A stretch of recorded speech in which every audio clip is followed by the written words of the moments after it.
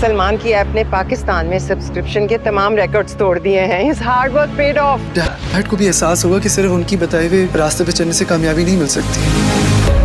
मैंने तुम्हें इतना इम्पोर्टेंट काम दिया है, बजाय इसके कि तुम उसका सोचो, तुम्हें अपने इंटरव्यू की पड़ी हुई है। आई वांट परफेक्शन, ये मेरा ऑफिशियल डिनर है। मैं सुबह से इंतजार कर रही हूँ।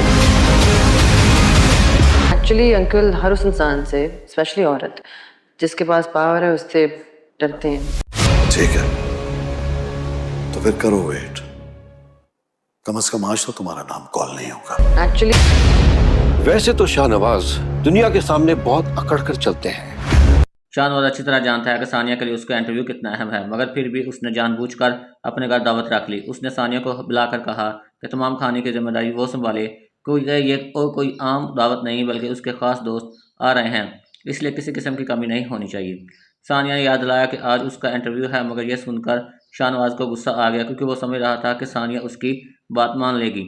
दूसरी तरफ सलमान की बनाई हुई ऐप बहुत मकबूल हो चुकी थी।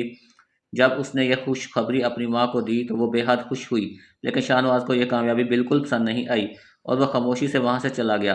तब सानिया ने सलमान को आकर बताया कि उसका बाप हमेशा से सब पर अपनी मर्जी चलाना चाहता है और औरतों को खुद मुख्तारी भी उसे पसंद नहीं है।